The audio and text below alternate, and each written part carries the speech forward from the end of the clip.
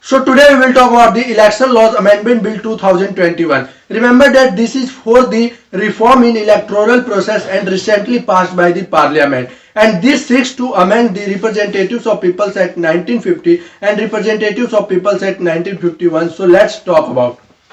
As I have told you that recently the Parliament passed the bill in order to reform in the electoral process, if you talk about, which is the main aim. And main aim is to basically link the Aadhaar card with the voter ID. Obviously there are some contentious issues which we will talk about, remember that.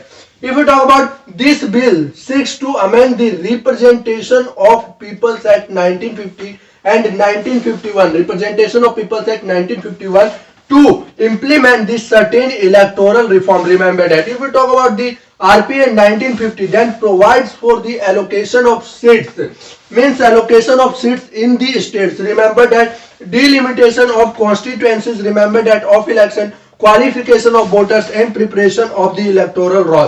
So if you talk about what are the provisions which is going to amended by this bill, so let's talk about under the RPA 1950. So remember that the section 23 of the Representatives of People's Act 1950 will be amended to allow the linking of electoral rolls data with the Aadhaar ecosystem to curb the menace of the multiple enrollments of the persons in different places. So what happened that if there is any migration, let's say from Haryana to Bihar, Bihar to UP, Bihar to Gujarat, let's say Gujarat to Maharashtra, Telangana to Andhra Pradesh to Kerala, or Kerala to Karnataka. So what time there are some different voter ID actually enrolled by the person and actually given by the election commission. So there are the multiple elections or there are the multiple voter ID for a single person in a different state. So to curb that menace, so now the 12-digit Aadhaar card number will be linked to the voter ID. So now there will be a one Aadhaar card and one voter ID which is applicable for the all state. So remember that here is the what is the main motto. If you talk about one voter ID for the whole country, means there will be a one electoral roll.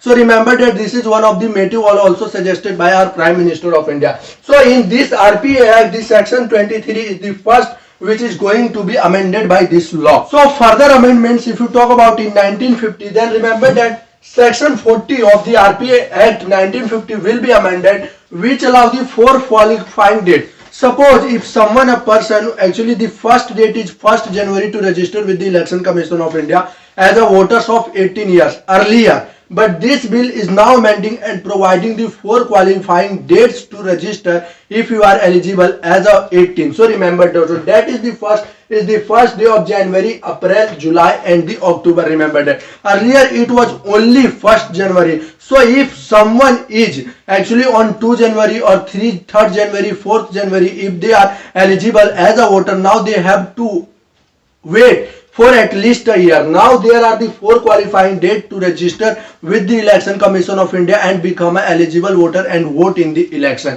So now there is a four qualifying date, the first day of January, April, July and October, instead of earlier one qualifying date as I have told you. So this is the amendment comes under the section 14 of the RPA Act 1950. This is the very important amendment, you need to remember this.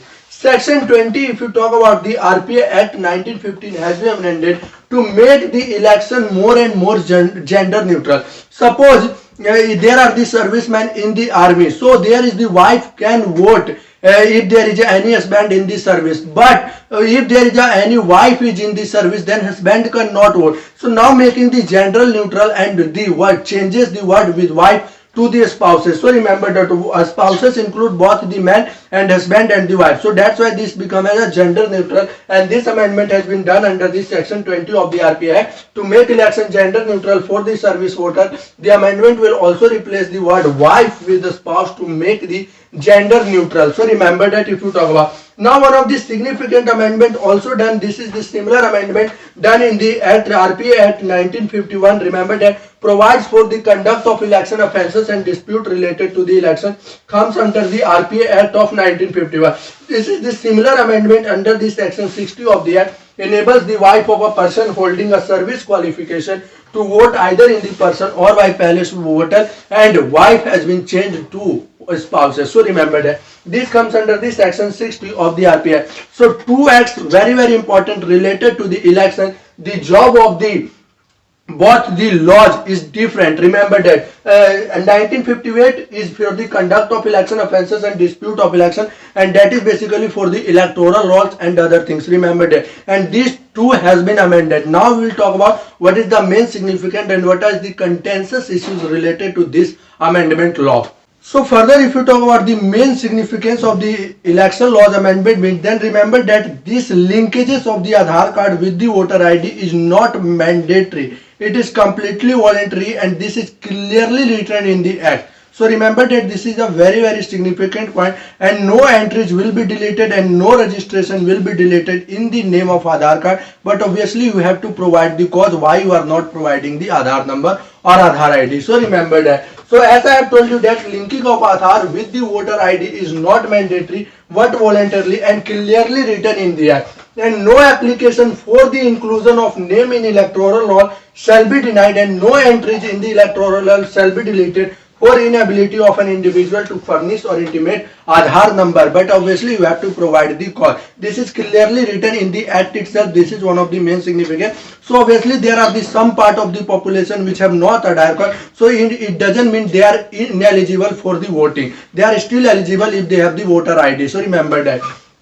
Further, if you talk about, this is a very step ahead. If you talk about the one significant, then there will be a common electoral roll for all over India. If you talk about, there will not be a multiple electoral roll in some state for others, in some state for others. So now there will be a common electoral roll in all the state, for all the municipalities, for all the state elections, and for the union laws, for the parliament as well, for the state assembly and panchayat, municipalities and all, there is the common electoral round. And this is the very significant step, and it will also avoid the more effort which is given by the officers of the election commission. So remember that. And this is also said by our prime minister when the debate is going on the simultaneous election both between the states and the center, if you talk about. So this is the very important step. Remember that common electoral roll is the main significance. Further, if you talk about, it avoid the duplication of the voter ID cards, and it will bring to more transparency. Obviously now there is one Aadhaar card for a single person. So there will be a one voter ID, and what voter ID is applicable to all India, and it will bring to more transparency, means avoid the duplication.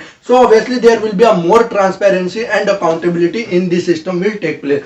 So remember that. If you talk about, as I have told you, that applicable to all India and less burden on the officials to correct or delete the electoral data.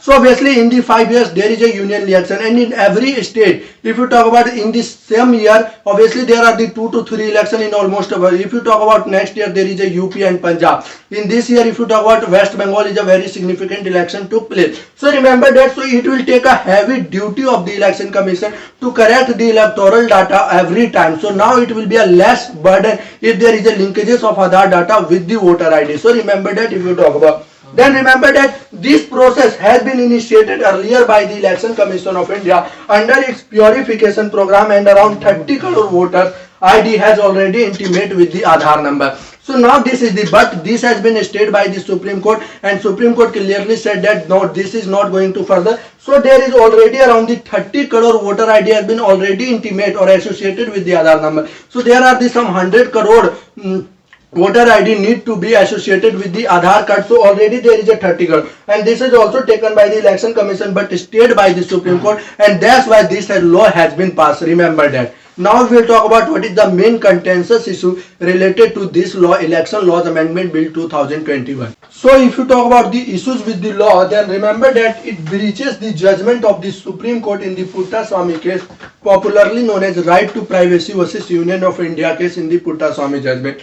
So remember that there are some opposition members saying that this is actually breach of the SC judgment, and it denies the, and it is beyond the parliamentary jurisdiction. But remember that in this judgment, Supreme Court is not clearly said that voter ID cannot be linked with the Aadhaar card. So remember that that is not explicitly mentioned by the Supreme Court. It doesn't mean that you cannot actually connect the voter ID with the Aadhaar ID. So remember that this is the very important judgment. if some opposition member is saying, so this is what is the solution against the right to privacy. Remember that if you talk about another is the process. This process has been stayed by the Supreme Court earlier when initiated by the Election Commission of India under its purification and authentication process. So remember that if you talk about in 2015 there is a Election Commission initiated the process of linkages of voter ID with the Aadhaar ID, and this has been in interim order passed by the Supreme Court, and Supreme Court stayed the process. So remember that it might, if the challenge in the Supreme Court, that it might again, it is possibility that that Supreme Court can stay the process. But remember that at time there is no law passed by the Parliament. So if in the absence of law you cannot directly link with the Aadhaar ID with the voter ID, it might be in the jurisdiction of Election Commission of India, but because of the absence of law you cannot do, actually said by the Supreme Court. But now there is a behind law. Now the Parliament has clearly passed the law to link Aadhaar card with the voter ID. So this is the issue which is the solution I have provided. So remember that. Another issue is the no data protection law. So remember that in the argument of this you can say that recently the data protection law in the queue process is in the queue of Parliament. So in this session or in the next session it might pass the data protection law, which is the issues related to the law. So remember that if you talk about another issues, then remember that earlier around when this process is going on by the Election Commission of India in 2015 under its purification and authentication process, then around the 50 lakh or the 30 lakh voters has been deleted from the electoral roll. Obviously this is a problem because you cannot deny the voter, because this is a constitutional right and you cannot deny it in the Election Commission. Even Supreme Court not denied. Forget about the Election Commission of India. So remember that. So what is the main actually what is the solution related to? There should be a verification by door to door. So here is the no due diligence process has been followed and no verification took place, and 30 lakh voters in the Andhra Pradesh and Telangana has been deleted. But one of the argument behind this is that there is a bifurcation took place in Andhra Pradesh and Telangana, and that's why, and might be some bifurcation. So obviously what is the main solution of the, there should be a door to door verification can be done by the Election Commission of India to authenticate the process if there is any deletion in the electoral roll took place. So this is the solution. Another, if you talk about the voluntary might lead to compulsory linkages. This is the very important argument if you talk about and issues of actual issues related to the law.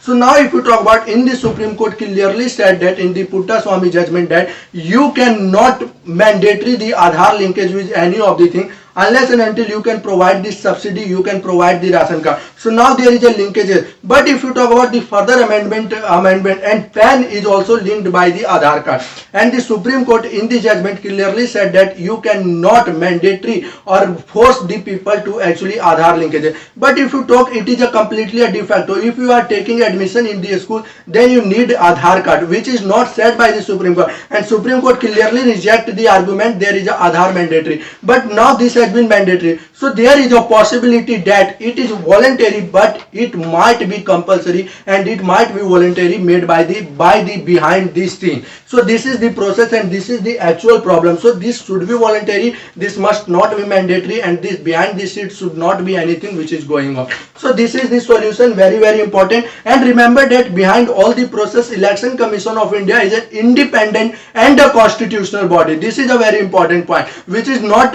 working in the government, but actually independent of the government and a constitutional body. So this is a completely job of the Election Commission of India to ensure the following of this law and follow the laws in its spirit and letter. So this is the very important. So as I have told you all the what is the Election Commission laws amendment bit, what is the main significance and the issues related to, I have also provided the solution along with the issue. So thank you guys, hope you will like this video.